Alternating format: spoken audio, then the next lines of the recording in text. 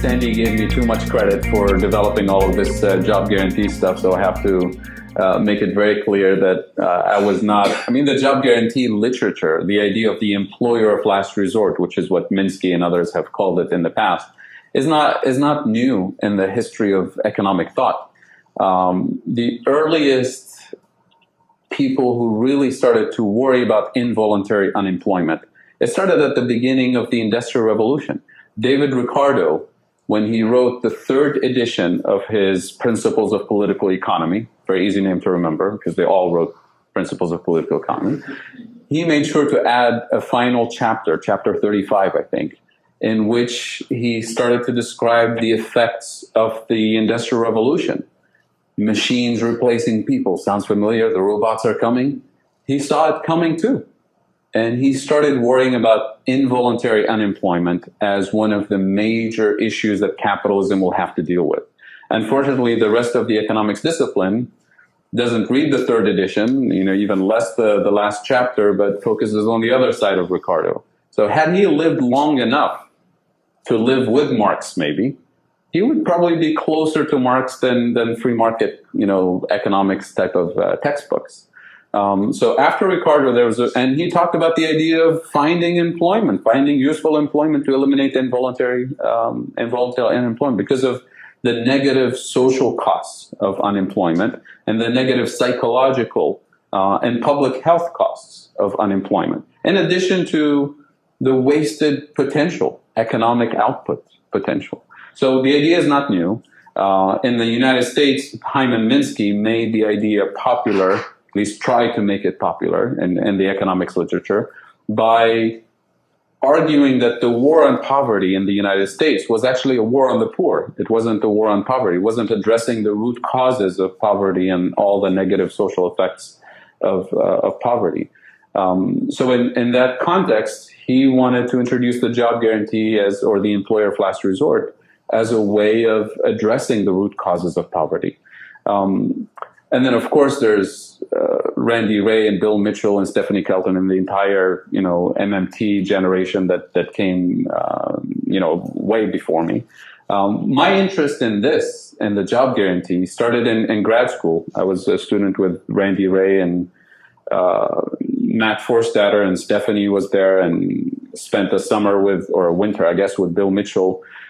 And this whole discussion of MMT and job guarantee just made me excited, but at the same time frustrated, because I come from a developing country, and my question is how does this work for a developing country that has all kinds of problems? So my work sort of shifted towards trying to learn how developing countries' systems function from an MMT perspective, and show how a job guarantee program can address some of the deficiencies.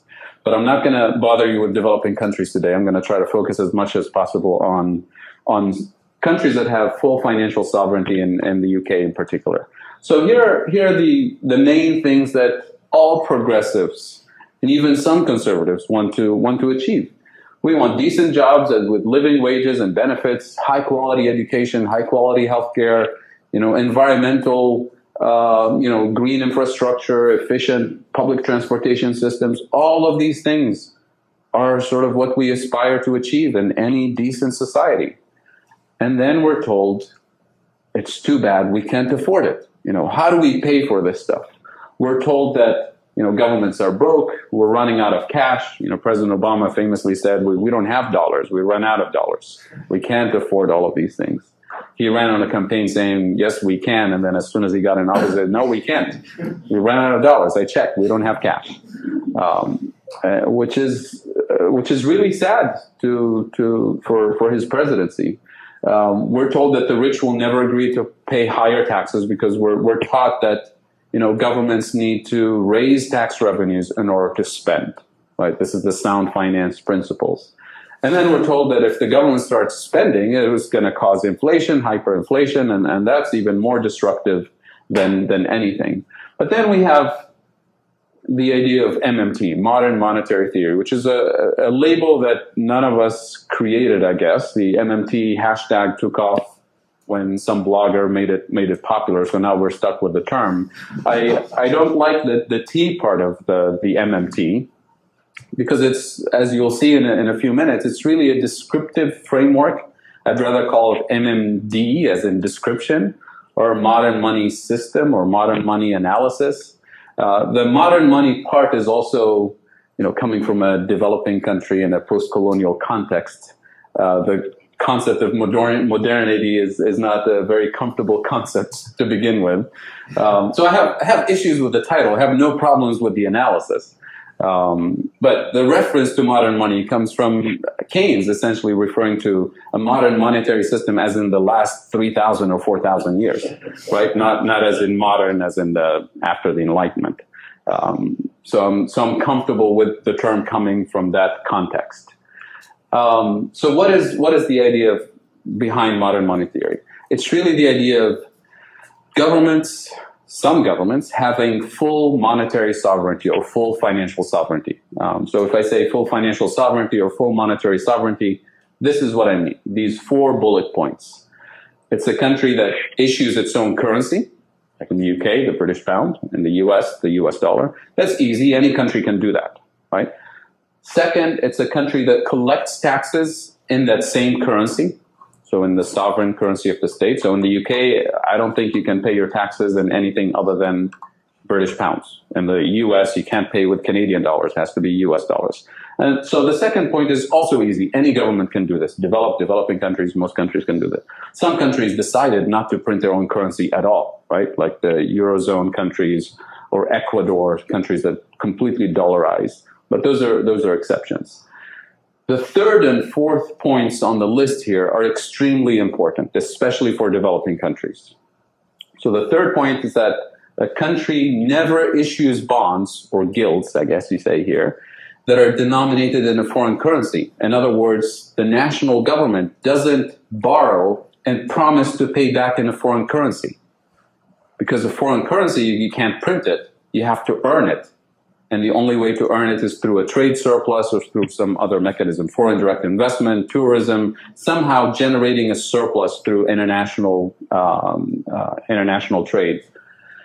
And that's where developing countries lose their financial sovereignty because of structural deficiencies in their economies. They end up importing more than what they export. And that starts putting pressure on their exchange rate, hence the fourth point. And when you devalue the exchange rate, it essentially forces you in a situation where you'll be importing goods and services at a much higher cost. So you're importing inflation, and that has severe consequences in developing countries, especially when it has to do with food and fuel. That could fuel a lot of social unrest and political unrest. So countries that enjoy full financial sovereignty, they never borrow and promise to pay back in a foreign currency. And as a result, they don't have the same kind of pressure to stabilize their exchange rate.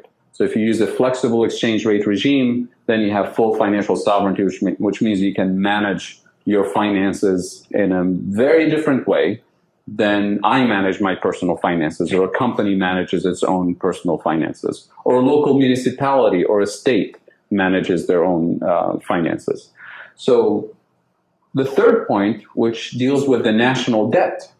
When the national debt is completely denominated in the national currency, it can always be managed, and I'll talk about the details. But when a portion of the national debt is denominated in foreign currencies, that's the portion that has to be that's the portion that represents a real burden on that particular economy, because you have to earn it, through trade in order to pay off that portion of the debt. And I'll come back to this point.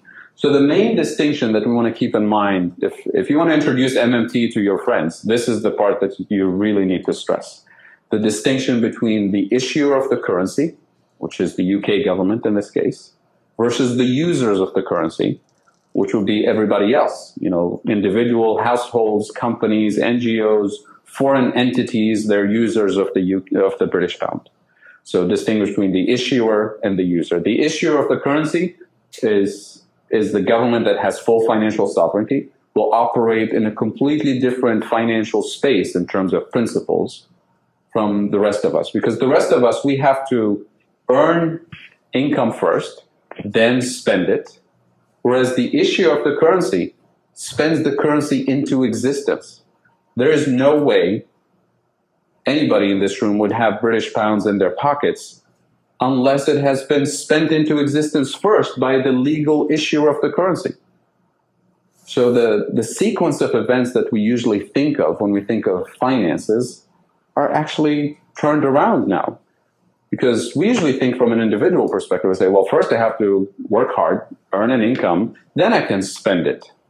And if I want to spend beyond my monthly income, then I need to borrow from a bank or from a friend or from somebody. So now I have a debt that I have to work hard next month or next year to pay it off. I have to reduce my spending or earn a little bit more so I can pay off my bills. That's from a personal level, it's absolutely true. From a corporate level, absolutely true. You have to earn income in order to spend. And if you borrow up to a limit, and then you have to work hard and pay it off. But for the issuer of the currency, it's completely the other way around. First, the issuer has to issue the currency into existence by spending.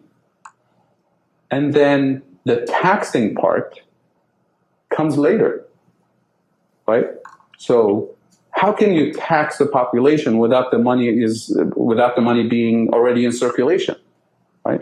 How can you borrow from a population if the money is not there yet, right? Because if the UK government is selling gilts or selling treasuries, government bonds, it's taking cash out of circulation, right? So the cash has to exist in the system first. So now from an MMT perspective, there's only one way for money to enter the system. That's when the government spends money into existence. And there are two ways for money to leave the system or to be removed from the system. One is coercive and one is more friendly. The coercive way is taxation, because you can't argue with that. You have to pay the tax, right? That's the coercive power of the state. The second option of removing money from circulation is more friendly, is when the government is selling bonds or gilts or treasuries and offering to pay you interest, right? And that's more friendly and that's more popular. And yet most people think of it as a problem, right? We don't think of it as a saving account option, right, for the population. So these are the main distinctions that we want to carry with us, because it will have tremendous consequences in terms of how do we pay for a job guarantee, how do we pay for healthcare, how do we pay for education. Because if you're thinking we're going to pay for it in the same way I pay for my expenses, then we have a problem. But if you're thinking of it from a sovereign currency issuer perspective, then there's plenty of policy space, and there's plenty of possibilities. There are limits, and I'll talk about the limits. I'm not saying that the government can spend unlimited quantities, and you'll never hear any MMT economist tell you there's no limit to printing money and spending money. There are limits, and the limits are inflationary limits, and inflation and the inflationary pressure is determined by real resources, the availability of real resources and productive capacity, which I'll talk about today in the context of, for example, providing healthcare. There's big debates here in the UK about NHS and its financial resources, and can we afford it, and should we privatize bits and pieces of it? So I'll address that a little bit today. So this slide, I think I just said what I said earlier, so I'm not going to bother you with repeating these ideas. But it's really distinguishing between issuer and users, and recognizing that selling government bonds is not required to finance government operations. It's the other way around. When you think of the logic of the creation of the monetary system, money is created into existence first through spending, then it's withdrawn from the system through taxation or through bond sales or treasury sales. So then the question is, if the government doesn't need our money to spend on government programs, then why does the government borrow from us, right? Well, borrowing is really the wrong term. Because, yeah, the government doesn't need to borrow its own currency. If I had a printing press in my office, why do I need to borrow my money from you? Right? I can just create more of it. So if you put a lot of money in circulation beyond reasonable limits, you're essentially giving consumers purchasing power. So what do consumers do with the money they have? They spend it. They go on a shopping spree. So they start buying housing and food and entertainment and transportation, all kinds of things, which is good. You want people to spend their money. You want people to buy healthcare and education, all kinds of things. But if the physical productive capacity of the country, of the economy, is not able to provide those resources, then you have lots of people with lots of cash bidding up prices. And that causes inflation that could cause hyperinflation, right? So before we can say we want to offer free healthcare, free education, free everything to everybody, we have to make sure, not that we have the money, because we do have the money, the government meaning has the money, but we have to make sure that we actually have enough doctors and nurses and teachers and equipment in schools and hospitals to actually deliver the services that consumers will be looking for. Otherwise, we're guaranteeing that we're going to set up an inflationary spiral. So then the spending that the government does has to add not only to the demand side, but it has to add to the productive capacity. You're probably thinking UBI already, are you? Or is it just me? What does UBI do? Just adds to the demand, but doesn't generate any additional productive capacity. You know, in the best descriptions of UBI, people will tell you, well, maybe some of the UBI recipients will, you know, get their resources together and, you know, decide to start a new company in their garage, and that will become the next big startup, and that will create value in society. And then there's always maybe underlined. That's not how you guarantee you have physical resources and productive capacity in the economy. So the job guarantee by design, if you target the spending in areas that not only add to the demand because you're hiring people and giving them wages and giving them purchasing power, but you're also making sure that you have the productive capacity to meet that demand. Now, the good news for countries like the US, the UK, Japan, Germany, all the industrialized developed countries, there's plenty of excess capacity to begin with. There's plenty of infrastructure already in place. You know, it can be better. You can add more. You can make it greener. There's room there. But it's very different than the case of a developing country where you create jobs, you give people income, but then the productive capacity of the economy is not there. So you start importing more food, or you start importing more equipment, you start importing more of everything, and that creates external debt and creates issues for developing countries. So the job guarantee in developing countries should be aimed at building the productive capacity as opposed to just providing income or any kind of low productivity type of jobs. But in the case of the UK, the US, there's plenty of capacity in terms of productive capacity. There's plenty of capacity for research and innovation and research and development, which is even better. And there's plenty of capacity in terms of actual numbers of unemployment. I mean, if you read the mainstream press in the US or in the UK, most people tell you we're at full employment. Why do you want the job guarantee? Right? 4% or 3.9% is already full capacity. But as we'll see later, at least the numbers for the UK, we're not even close to full employment, right? Because there's the official unemployment numbers that exclude people who are working part-time but would rather be working full-time. It also excludes people who have been discouraged or have become inactive in the job market search because they didn't find anything in the last several months, so they give up looking. But if they're offered a job right now, they'll take it, right? So was talking to Stephanie about this, Stephanie Kelton the other day about this, and she said, well, if people think we're at full employment, then great. Let's do a job guarantee and see if anybody shows up. And if nobody shows up, then that's fine. But if they do show up, then we need a job guarantee, and there's plenty of unemployment. So that's really the beginning. So one of the main pictures that sometimes you'll see from MMT, and I borrowed this from Neil Wilson. I was hoping that he'll be here today to meet him. This is for the UK economy. So the three sector balances. So remember what I said earlier about the distinction between the issuer of the currency and the users of the currency? The issuer of the currency, every time the issuer of the currency spends money into existence, it will go to the users of the currency. Either the users as in households or firms or foreign entities. So money doesn't just disappear.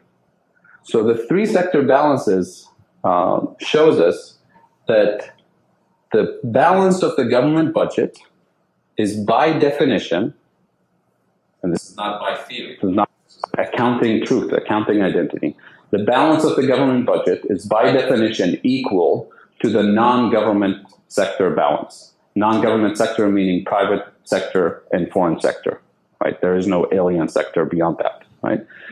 So then you get this mirror image. If I take this picture and I fold it at the zero axis, it's a perfect mirror, right? So what do we have here? We have the blue lines, the blue bars are government sector balances. So you notice all the blue bars mostly at the bottom. So those are government deficits. And the numbers here are as a percentage of GDP. So this is the UK government deficit as a percentage of GDP. There's a little bit of a surplus there. I think those are the Tony Blair years, right? But mostly deficits. And the picture is very similar for most governments. The governments typically run deficits. Occasionally they run surpluses for a little bit of time, but mostly deficits. Then you have the red bars are the rest of the world balances. So if you take the UK versus the rest of the world, the UK is exporting and importing with the rest of the world. The rest of the world in this case is having a surplus, which means the UK has a deficit with the rest of the world, right? So trade deficit, current account deficit. So now the yellowish, orangish looking bars are the private sector in the UK. And when I say private sector, it's both households and firms in the UK. And that's it. Those are all the players, the government sector and the non-government sector. And the non-government sector, either domestic firms and households or the rest of the world, foreign entities.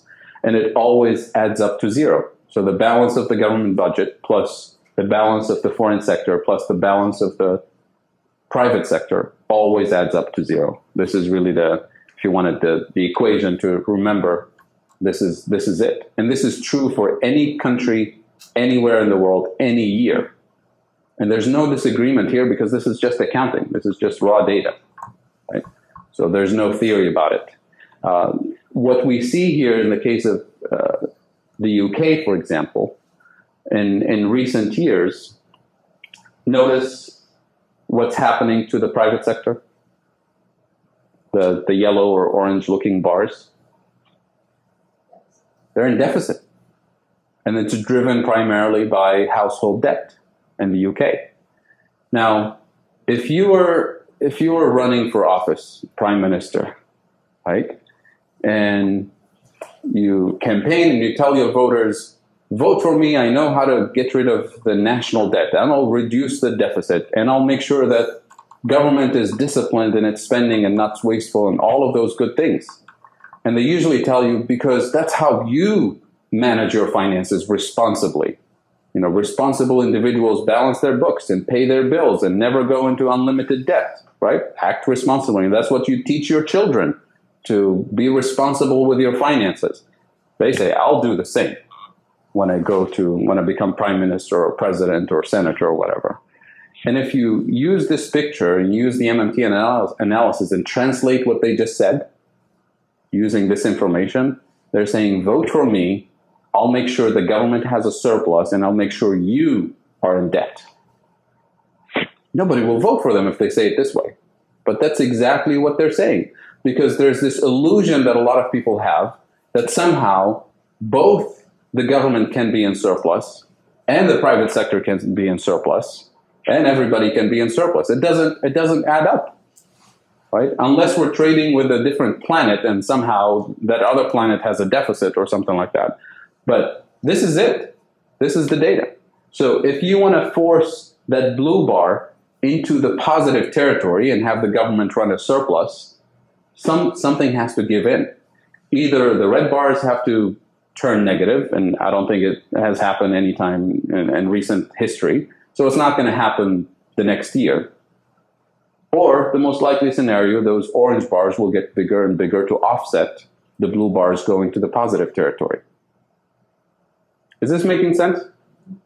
So this is the first reality check for that distinction between the issuer of the currency and the users of the currency, and stopping this illusion that we have that government deficits are automatically just as bad as personal debt and personal deficit. My personal debt, my personal deficits are serious burdens, financial burdens, because I have to work hard and pay it off.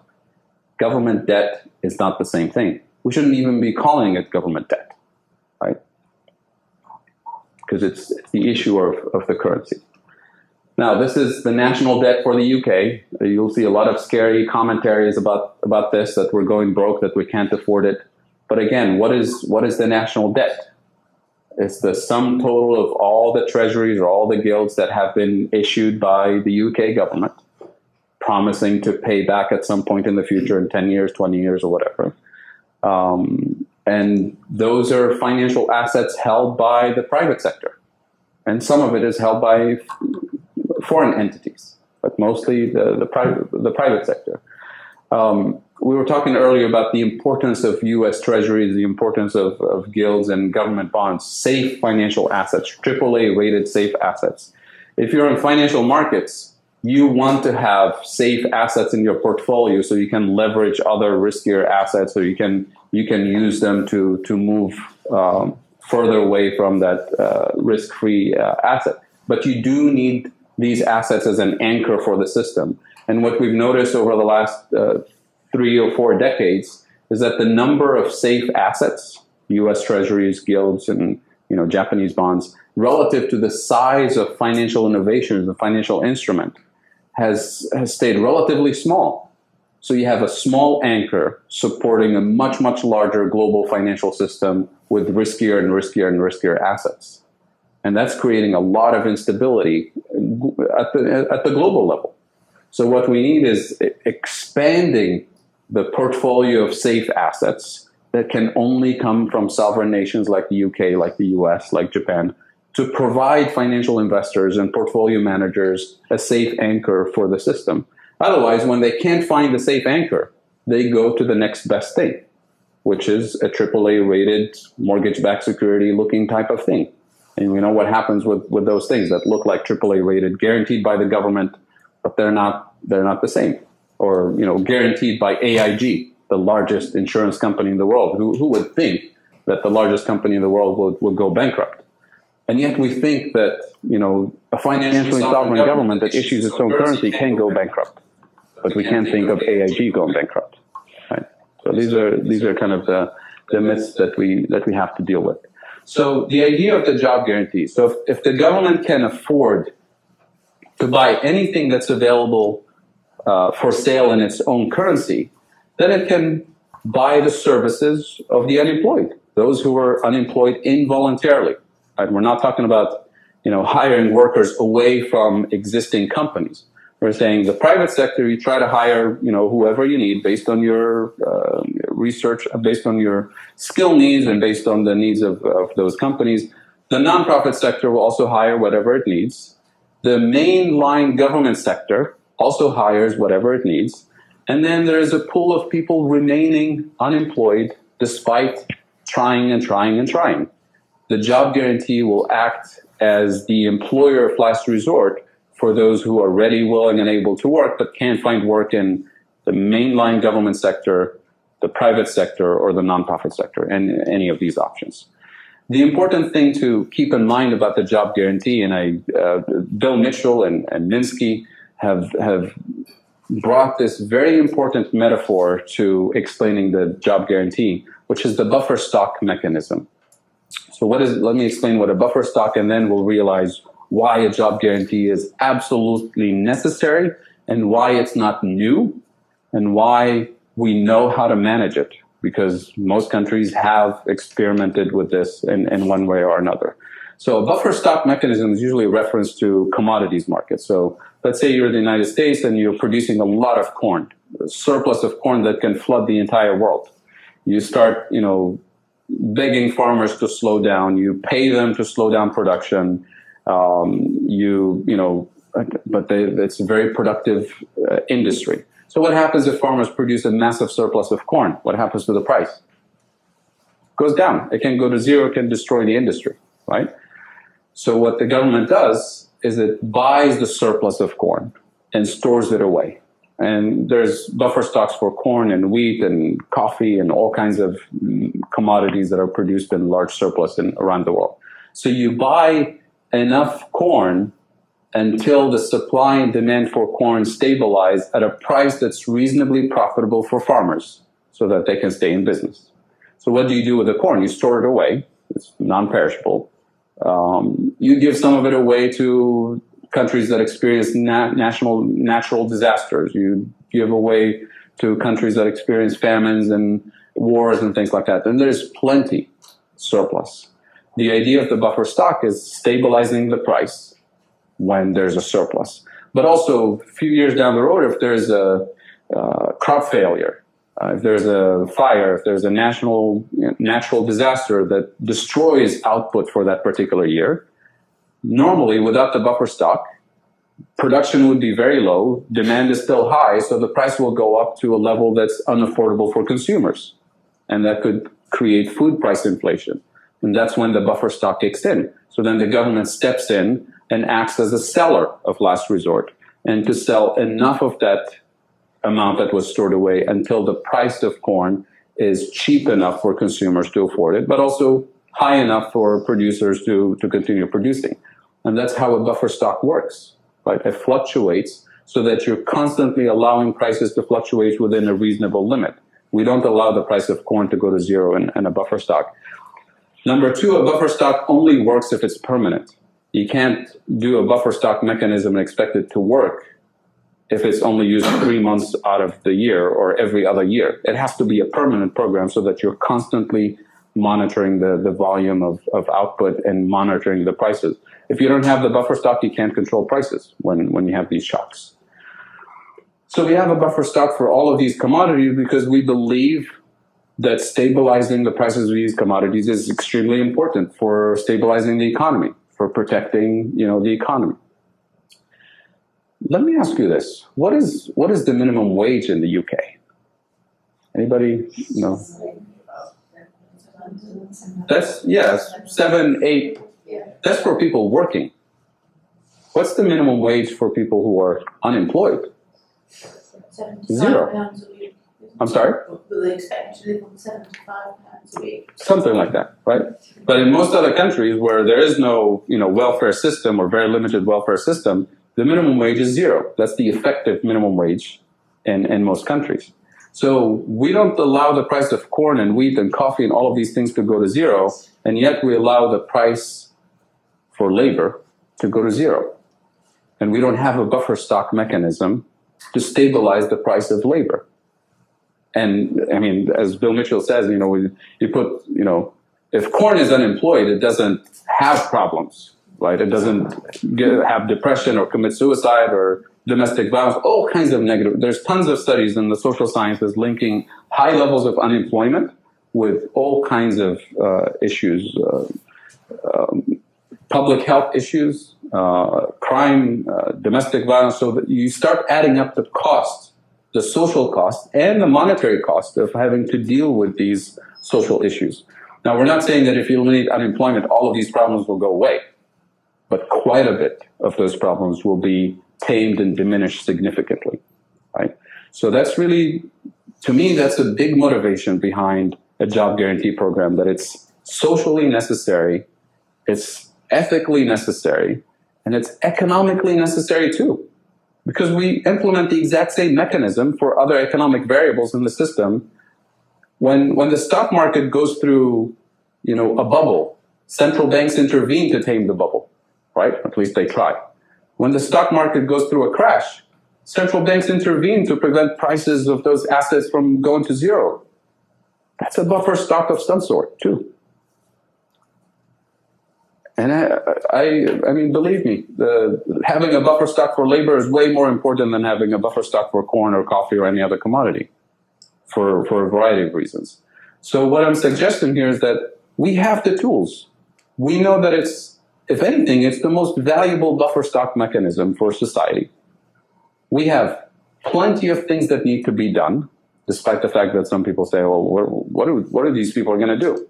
Like, if there's something useful to be done, it would have been done already by the private sector, which is not true, right? I'll show you some examples. So this is really the idea of the job guarantee, that the government will stand ready to offer a job to anyone who's ready, willing, and able to work at that minimum wage plus benefits package plus whatever the government wants to offer. The job guarantee can be as generous as society wants it to be. So this will be a debate in Parliament, debate in Congress in the U.S. Do we want it to be a minimum wage? Do we want it to be a living wage? Does it have to offer healthcare benefits, retirement benefits, childcare benefits. The sky's the limit in terms of the possibilities. In the case of the UK, you don't have to worry, at least for now, you don't have to worry about the healthcare benefits, hopefully. And the minimum wage is relatively, with the welfare benefits available in the UK, it's a much easier sell than in the US, because the US is so far behind in terms of minimum wage, in terms of healthcare benefits and retirement benefits, childcare benefits, all kinds of deficiencies in the system. So it operates as a buffer stock mechanism. It's counter-cyclical because the buffer stock operates against the cycle. So when the private sector is booming, right, there'll be fewer people unemployed, so the size of the buffer stock will be small. But when the private sector goes through a recession, it will lay off quite a few workers. And that's when the employer of last resort, the buffer stock, will absorb the unemployed population. So the size of the buffer stock will fluctuate against the business cycle, so that we have permanent full employment. And that's, again, important because you have to have a permanent buffer stock program in order for it to actually work. So the job guarantee ideas that a lot of people circulate and talk about in the media, including the New Deal program, if you look at every single country in the world, at some point or another had some sort of version of job guarantee, but it's not the job guarantee that I'm talking about. It's not a buffer stock. It's usually public works programs or large-scale public works programs that are typically implemented during major recessions or Great Depressions, and then very quickly eliminated as soon as the economy goes back to normal, right? Because we think we can't afford it, right? That's not a buffer stock. It's temporary. So most public works program, most things that people describe as job guarantee are actually temporary, employment programs, not a buffer stock system. And in many cases, they tend to pay less than a minimum wage. They're temporary in terms of sometimes they're only part-time work. So the case of Argentina, the employment guarantee program that was introduced during their crisis was limited to heads of household, was limited in pay, was limited in number of hours that you could participate. It was a good example showing that there's plenty that can be done and there's useful, productive things that society can accomplish. But in terms of it playing a buffer stock role, it didn't, right? So what we're talking about is if we're successful in introducing this in a particular country, it will be the first of its kind to be a permanent buffer stock program. India's employment guarantee program, the NREGA program, which is guaranteeing 100 hours of work in rural areas, 100 hours per year. 100 days per year in rural areas. So it's limited in number of hours and number of days. It's limited in pay. It's limited in the sense that it's only in rural areas, not urban areas. A great example is the largest public works program in the history of the world, but it's still limited. It's not a job guarantee. In terms of designing the job guarantee, when you think of a large country like the United States and the political culture of the United States, having a decentralized system is extremely important because people don't want large-scale government bureaucracy. And large-scale government bureaucracy doesn't make sense because you want local community leaders to define what are the needs of the community. And then based on that, you hire people who have the skills to do those tasks locally. And if the skills are not available, you do on-the-job training. So Minsky used to say, take people as they are, where they are, and do on-the-job training. So this excuse that you hear frequently from the private sector that the unemployed are not skilled, they're unemployable. Code word unemployable to me translates into women, minorities, people with disabilities, people who went to prison, high school dropouts, people with no experience. And how do you expect the experience to happen if nobody's going to hire individuals who happen to be trapped in that kind of scenario for a variety of reasons, right? So then the burden is shifted on the individuals to somehow, get their act together, pay for their training and education, vocational training in the case of the United States, and then maybe we'll hire you because there's no guarantee. You get the training and then say, well, your skills are obsolete. That's what we wanted 2 years ago. Now we want this next thing.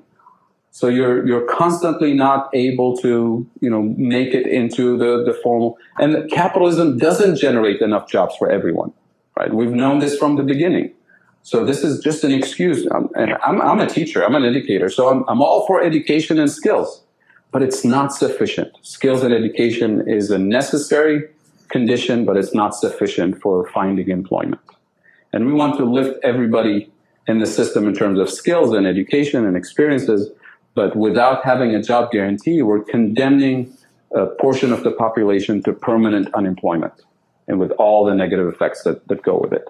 So in the case of the UK, because of different political culture and size of the country, what I imagine is mostly expanding the existing government services that are run by local councils and municipalities, but also relying on some NGOs that are doing good work in the community. If you ask any NGO leader and you look at their resources, you'll find that they're understaffed and underfunded. And you say, well, are there good things in the community that can be done that you can't do right now? They say, yeah, if we had more resources, there's plenty more to be done. So then what you can do is offer a grant from the national government or from the central government or the local municipality to NGOs that says, grant application, tell us what you need to do, how much it will cost, how many people you'll hire. Do you have the skills? Do you need training for these skills? And you apply for the grant, you get the funding, and then you do the implementation, the assessment, and the transparency, everything in the same way nonprofit organizations apply for grants from private foundations, right? So the mechanics of it is already there. We're just scaling up the funding so that we can get more things done. So you can think of job guarantee as a two-tier program, possibly. One is a kind of a national program for infrastructure, for research and development, for things that apply in every single town and every single community, especially when it comes to infrastructure. But then there's the very detailed pockets of issues that happen in particular communities that the central government will simply not know and not predict and can't replicate across the board because it will be repetitive and useless. And that's where you need local municipalities and NGOs to identify those particular issues because most likely they have the solutions right there. They just don't have the resources to address them or are already addressing them at this level when it needs to be addressed at this level. So this is sort of the logistics, and different countries will probably have different design proposals. But this is what I envision: large scale and kind of more micro scale interventions. So only the financing comes from the central government, but the logistics of the implementation and management of these programs should be done at the local level. How about the private sector? And this is an issue that comes up a lot. So if we have this employment guarantee that offers decent wages and benefits and everything, why would anybody work for Walmart or McDonald's or, precarious labor conditions type of thing? Well, for one, if the private sector is not offering the same wage, this becomes the effective minimum wage because everybody will have to compete with that. So if you're a private sector employer, you want to hire workers, and now there are no unemployed people, right? Everybody's employed either in the private sector or in this job guarantee sector. You're going to have to hire them away from their existing job. So you have to offer them at least the same wage, same benefits, if not more, to attract them to your business. And if you're trying to race to the bottom, which is the existing system now, you're not going to be able to do that. So this sets a minimum social standard for society that says, if your business model doesn't work at a socially acceptable minimum standard of wages and benefits and workplace conditions, then your business model is failing and you should be out of business, right? Just like the arguments against slavery, against emancipation. Quite a few slave owners said, well, we'll be losing a lot of money. We can't work. Well, your business model is failing. If your business model requires slavery in order to make money, then it should be gone, right? So I see this sort of argument as silly that we accept these arguments from the business community that says, well, I can't make money if I have to pay my workers a little bit more and if I have to give them decent working conditions. And somehow we got used to accepting this argument, say, well, yeah, when we have MPs and congressmen and representatives sort of on their side saying, well, labor, you need to, take it down a notch and accept your fate. Otherwise, what's the alternative? What's the threat? It's unemployment. We'll pack up and leave and outsource, and you'll be unemployed, right? Now, we have to shift this narrative also with the business community, because when you dig down to the interests of the business owners, they say, unemployment acts as a threat so I can keep my workers in check, right? So that they can shape up and stay productive, and because they can always lose their job. But it's an empty threat, because you're threatening them with somebody who's long-term unemployed, maybe defined as unemployable, right? And if the business owner is going to take somebody who's unemployable and train them for 6 weeks or 6 months, that costs them money, right? So they will not actually do it. They don't do it. You ask business owners, there's lots of surveys actually now in the US and probably other places. Say, would you rather hire, somebody who's unemployed, long-term unemployed, or hire somebody, straight out of college with no experience, or hire somebody who's working for a competitor, or hire somebody, who's unemployed but volunteering in a community organization. So he's active professionally, but not paid. The last person they'll hire is somebody who's been unemployed long-term. The first one they want to hire is somebody who's already working, because they're employable already. They have a track record of showing up on time and being productive. They have a reference letter. So this is what the job guarantee will also do.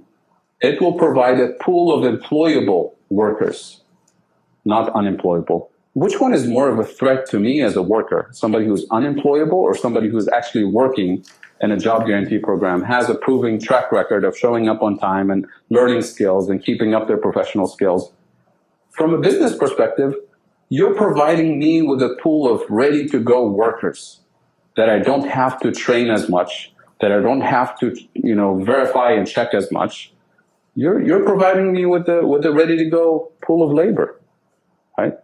And if I have to pay a little bit more for it, then it's fair, because you've been outsourcing the cost of training labor and preparing labor to families and individuals, right? Which was not the case. If you go back to the 60s, employers used to train workers, used to take them fresh out of high school and train them on the job and pay for the training, right? The expectation that you should come ready with all the skills and the certificates is a new phenomenon, because we've over time we've accepted the fact that, yeah, it's my responsibility. I should go get the training and get in debt to learn skills, professional, vocational skills, and have the certificate, and then show up and then say, well, we don't actually need you, or your skills are, obsolete by now. So we have to shift this narrative with the business world and empower workers to negotiate accordingly, and empower MPs and government officials to learn that there is an alternative. That this is not the way. And when people realize that they have this workable model in place, and they put it in their MPs' faces and their congressmen faces, and they say, we're going to vote accordingly, I think we're going to have a turning point in this game. And just like, the neoliberals shifted the narrative in the 70s and 80s, they didn't win these debates in academic journals. They won it in the public domain, on the streets, in the media, with a narrative that made sense. Not saying the narrative was, whatever was behind the narrative was right, but it's the narrative that won the debate. And we're not going to win this in academic circles with MMT economists, and it's going to be won in the public discourse, which is why what's happening in the US the last few days is very exciting, because it's in the public domain, and people are talking about it left and right, and lots of people are learning about it, who had no idea that an alternative proposal was on the table until now. So what kinds of jobs? There's long lists of jobs that can be done. In the case of the UK, in the case of the US also, lots of care work, lots of environmental work. Countries that have large productive capacities, we don't need to compete with the private sector by producing cars and widgets and all kinds of things. What we need is to improve quality of life in terms of services to the elderly, healthcare, educational services, after-school programs, youth development programs, and environmental programs. And I want to push a little bit on the environmental front here in a minute. But I have long slides that have examples where people will say, oh, there's nothing to be done. These are long lists. Some of it applies to the UK, some of it maybe doesn't. But, you know, I have long slides. I just put 3 here of examples after examples after examples. But here's where people say, well, we're at full employment. This is the bars at the bottom. That's the official unemployment numbers in the UK. That's the almost 4%. And then you have to add to it those who are unemployed, who gave up looking for work or inactive. And then you have to add to it those who are working part-time but would like to be working full-time. And if you add up these numbers, the unofficial unemployment rate would be triple that number, close to 14%. So even in the public discourse, when we have this narrative about, oh, we're at full employment, it's just 4%, it's very different when we say the unemployment rate is actually 14%. If people realize it's at 14%, if MPs realize or are forced to think about 14%, we'll go into crisis mode. Whereas people are now sort of relaxed and say, the economists told us we're at full employment, so we're done, we're good, right? So on the climate front, this is CO2, this is global temperature change. And most climate scientists tell us that the 2 degrees is the limit. It's not the point of no return. Scientists don't say that, but it's beyond that point, it's uncharted territory. And you can see in the last few years, we're spiraling out of control. In terms of CO2 concentration in the atmosphere, this is the latest. This is from 2 weeks ago, 3 weeks ago, as measured in Hawaii. Most scientists, for a while they told us 350 is really a good limit, but now we're at 410. So again, we're spiraling out of control when it comes to climate. And when the planet is on fire, and we have millions of people around the world, in this country and beyond, who are involuntarily unemployed, and we have tons of clean technology, new technology, high-tech and even low-tech methods for dealing with the environmental mess. This technology is available and getting cheaper by the day at our fingertips. And we say there's nothing to be done, there's nothing that we can do. It's nonsense. When you put these pieces together, the climate crisis, the unemployment masses, and the availability of resources, technological resources, and countries that have full financial sovereignty like the UK, like the US, like Japan, like Australia, like Canada, then you say we have a crisis, but we can't afford it. We can afford it from a real resource side. We have the technology, and the technology is producible, right? It's not like we have a shortage of technology. We have the labor resources, we have the know-how, we have the financial power of countries that have financial sovereignty, and yet we're told we can't afford these things, and there's nothing to be done anyway.